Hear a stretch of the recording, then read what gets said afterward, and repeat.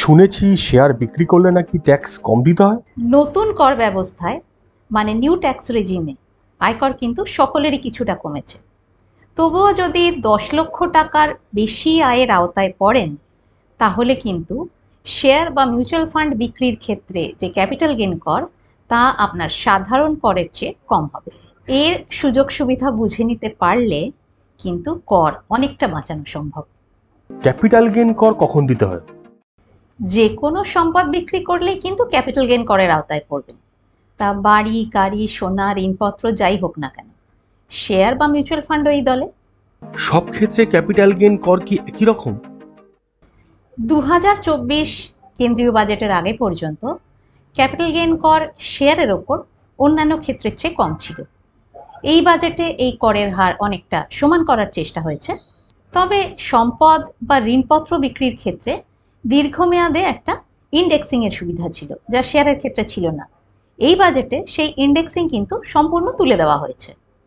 কিন্তু শেয়ার যদি 31শে জানুয়ারি 2018-র আগে কেনা হয় তাহলে আয়কর লাগবে ওই দিনের দাম থেকে, মানে 31শে জানুয়ারি 2018-র আগের যে সস্তা দামে শেয়ার কেনা ছিল তার উপর কোনো কর লাগবে না।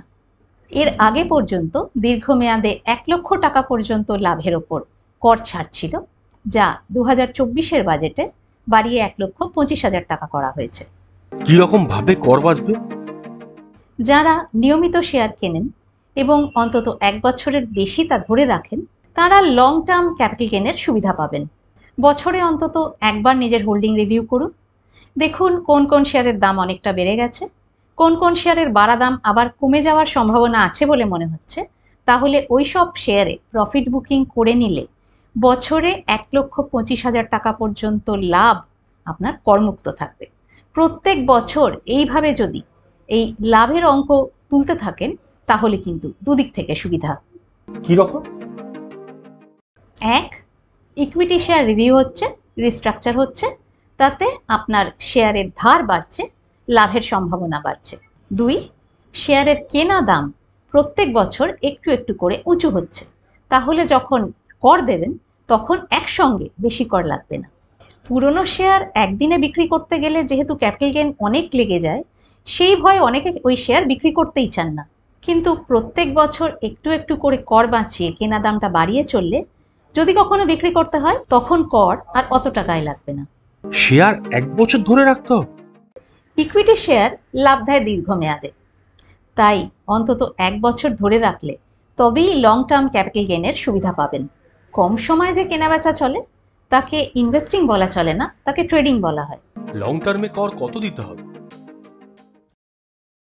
2024 থেকে বছরে 1,25,000 টাকার উপর যদি আপনার লাভ হয় তাহলে সেই লাভের ওপর দীর্ঘমেয়াদী কর লাগবে 12.5%, যা আগে ছিল 10%, আর কর ছাড় ছিল 1 লক্ষ টাকা পর্যন্ত।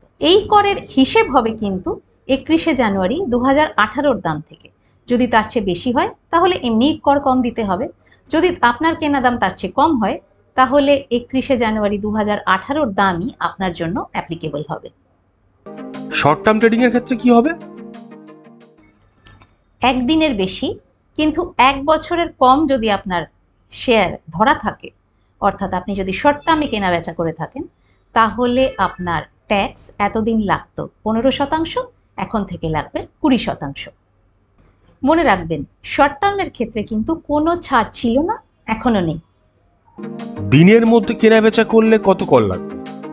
একদিনের মধ্যে কেনা বেচা অর্থাৎ ডে ট্রেডিং কিন্তু সম্পদ বিক্রির আওতায় পড়ে না, তাই এই ক্ষেত্রে ক্যাপিটাল গেইন করের সুবিধা পাওয়া যাবে না।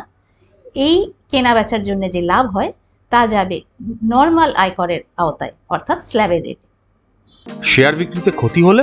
যদি ক্ষতি হয় তবে তা লাভের সঙ্গে সেট অফ হতে পারে, বা এই বছরে যদি কোনো লাভ না থাকে তাহলে তা আপনি আগামী 8 বছর পর্যন্ত ক্যারি ফরওয়ার্ডও করতে পারেন। তবে এই ক্ষেত্রে সময়ে রিটার্ন ফাইল করাটা জরুরি।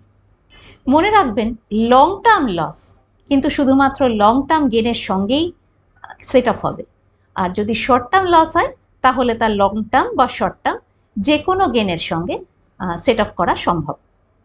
শেয়ার বাজারে আরো নানা রকম কর লেগেছে। হ্যাঁ, শেয়ার কেনাবেচা বা বিনিয়োগের ক্ষেত্রে আরও কিছু কিছু কর আছে যার সম্পর্কে ডিটেলস জেনে রাখা উচিত। এই নিয়ে আমরা আলোচনা করব পরের এপিসোডে। ভালো থাকবেন।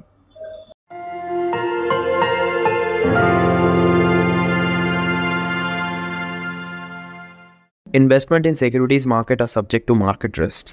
Read all the related documents carefully before investing.